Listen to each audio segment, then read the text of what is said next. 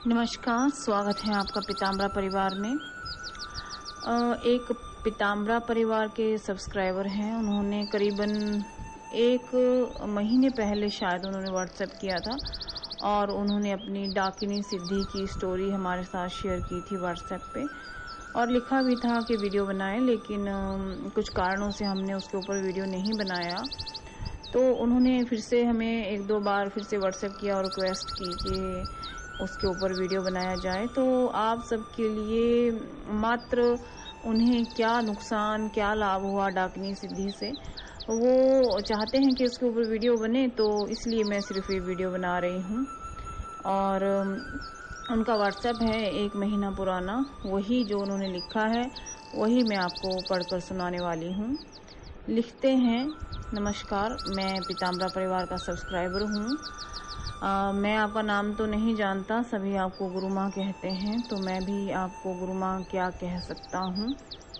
और मेरे जीवन का एक बहुत निंदनीय काम रहा है, उसके ऊपर मैं एक पूरा लंबी स्टोरी मैं आपको भेज रहा हूँ। मैं चाहता हूँ कि आप इसके ऊपर वीडियो बना दीजिएगा। आप मेरा नाम भी ले सकती हैं और मेरे बारे में बता सकती हैं। मैं तमिलनाडु का रहने वाला हूँ और मैंने हमारे यहाँ के ही एक तांत्रिक थे, वहाँ से मैंने अपने गुरु बना करके उस तांत्रिक को डाकिनी सिद्धि की थी। उससे मुझे बहुत सारी चीज़ें हुई, लाभ भी हुए, समस्या भी हुई, वो सब मैं आपको लिख रहा हूँ। इसके ऊपर आप प्लीज़ प्लीज़ प्लीज़ इस पर वीडियो ज़रूर बनाइए। काश आपके वीडियो मैं बहुत पहले देखा होता तो मैं इस कुकर्म को करने से बच जाता। मेरा नाम मोली है और ये मेरा प्यार का घर का नाम है।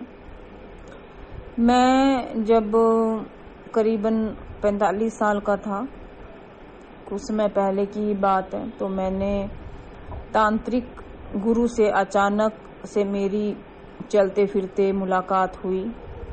मैं अपने काम से जा रहा था तो एक तांत्रिक ने मेरे से कुछ रुपए मांगे, तो मैंने उसको 50 का नोट निकाल के दिया तो बहुत खुश वो हुए और उन्होंने एक रुद्राक्ष निकाला और मुझे दिया। कहा कि इसे गले में पहनना, तुम्हारा कल्याण होगा। मैंने उस रुद्राक्ष में धागा डालकर गले में पहन लिया। ये पता नहीं मेरी भूल थी या नहीं, मैं नहीं कह सकता हूँ, लेकिन उसके बाद मेरे साथ कुछ घटनाएं घटित होने लगी। वो जो तांत्रिक गुरु थे, गुरु तो मेरे बाद में बने, लेकिन वो बार बार मुझे स्वप्न में नजर आने लगे और बार बार कहते मेरे पास आओ। कभी कुछ कहते, कभी कुछ कहते, कभी मुस्कुराते थे कहीं दूर खड़े। मुझे अच्छे से याद है कि जब मैं रुद्राक्ष निकाल के रख देता था तो मुझे नजर नहीं आते, लेकिन लालच में मैं उसे पहन भी लेता था क्योंकि तांत्रिक ने दिया था और मैंने सोचा कि मेरा बहुत कल्याण इससे हो जाएगा, तो मैं उसे पहन लेता। फिर एक दिन मैं खिंचा ही चला गया उनकी तरफ, क्योंकि उन्होंने मुझे बताया था कि वो कहाँ रहते हैं। मैं वहाँ जाया और उनको पूछा, प्रणाम किया। छोटी सी घर है उनकी, वहीं पर मैं गया। मैंने कहा कि आप मुझे बहुत सपने में आते हैं और भी मेरी बातें हुई।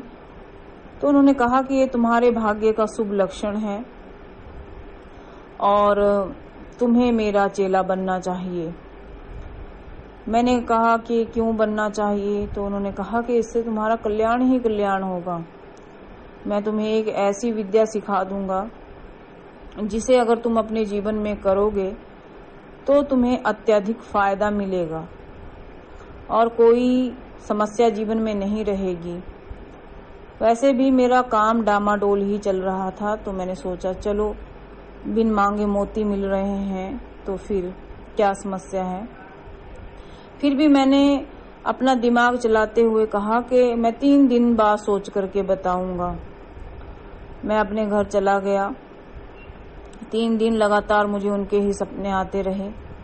एक सुंदर स्त्री मेरे सपने में आती रही और मेरा ब्रह्मचर्य विखंडित करती रही। उसके बाद 3 दिन के बाद मेरे मन में पता नहीं क्या आया और क्या विचार हुआ, क्या शंका हुई कि मैं ऑटोमेटिकली उनकी तरफ खींचा हुआ चला गया और कुटिया जाकर पहुंच गया। उनके चरण छुए और कहा कि हाँ मैं तैयार हूँ। तो वो बहुत हंसे और कहा कि मुर्गा और शराब ले आ। फिर मैं दौड़ा दौड़ा गया। मेरी जेब में जो पैसा था मैंने खर्च किया, मुर्गा शराब सब लाया जो मंगाया।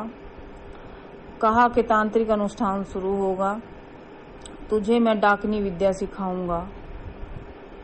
यह अनुष्ठान काफी लंबा चला। उन्होंने मेरे साथ डाकनी विद्या को सफल बनाने में मदद की, या सीधे शब्दों में मैं कहूँ तो उन्होंने मेरी जिंदगी बर्बाद करने में कोई कसर ना छोड़ी। एक ऐसी डाकिनी मुझे दे दी, या मैंने ही उसको सिद्ध कर लिया कि क्या मेरे साथ हुआ। माँ जी मैं आपको क्या बताऊं। घर आ गया। डाकिनी ने मुझे पत्नी के पास सोने नहीं दिया, पत्नी के हाथ का खाने नहीं दिया। पत्नी के हाथ का खाता तो वो मुझे मारती थी। पत्नी के पास बिस्तर में सो जाता था तो बिस्तर से पलट देती थी। पत्नी के बाल उखाड़ उखाड़ कर उसने उसको गंजा कर दिया और मुझे धमकी देने लगी कि मैं तुझे भी मार डालूंगी अगर तू अपनी पत्नी के पास गया तो। वो शारीरिक शोषण करने लगी और मेरे साथ क्या क्या हुआ बहुत ही भयानक है।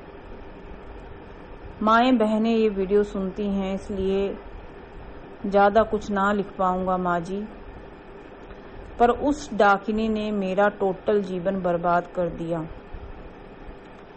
कहा मैं वो साधना करने से पहले मैं 80 किलो का हुआ करता था, अभी मेरा वेट जो है 43 किलो रह गया है। सभी लोग बोलते हैं क्या हुआ है। वो डाकिनी ने मेरा सारा खून चूस लिया, मुझे बर्बाद कर दिया। उससे मुझे सिर्फ एक ही लाभ प्राप्त हुआ, वो था पैसे का। मैं छोटा सा बिजनेस करता था, उसमें मुझे बड़ा लाभ भी हुआ। लेकिन माँ जी पैसा सब कुछ नहीं होता है। परिवार बिखर गया, पत्नी गंजी हो गई, पत्नी को 100 रोग लग गए। मेरा रक्त वो पीती है। मैं बर्बाद हो गया। उस तांत्रिक के पास गया, उसे खरी खोटी सुनाई कि कौन सी विद्या तूने मुझे दे दी। तब कहीं जाकर मुझे पता चला कि ये बहुत खतरनाक है जो मेरे साथ है। फिर यहाँ पे ही एक 100 किलोमीटर की दूरी पे हनुमान जी का मंदिर है। उस पंडित के पास मैं गया, उसका विसर्जन मैंने किया और उन पंडित जी ने हनुमान विद्या से उस डाकिनी को बांधा, तो थोड़ा बहुत रिलैक्स है। मैं कैसे बचा मैं ही जानता हूँ। मेरा एक बच्चा हैंडीकैप हो गया। मेरी पत्नी के गर्भ में 2 बच्चे मर गए। पता नहीं मैंने क्या क्या सहा। सोचता हूँ तो आंखों में आंसू आ जाते हैं। भाइयों बहनों, मैं तुम सबसे ये कहना चाहता हूँ कि कभी किसी तांत्रिक के फेर में ना फंसो। जो शीघ्र तुमको मिल जाता है, जो जल्दी से मिल जाता है, वो आपको बर्बाद करने वाला होता है। तांत्रिक वांत्रिक ये सब आपको बर्बाद कर देंगे। करना होएगा तो सात्विक साधना ही करना, यही फायदेमंद है।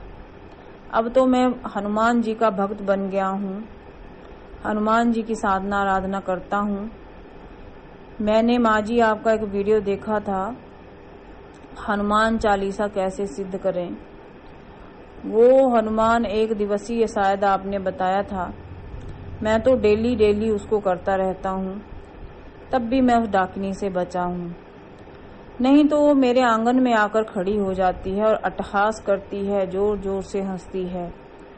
डाकिनी ने तो जीवन ही बर्बाद कर दिया है। मेरी ये बहुत भयंकर दशा करी उसने।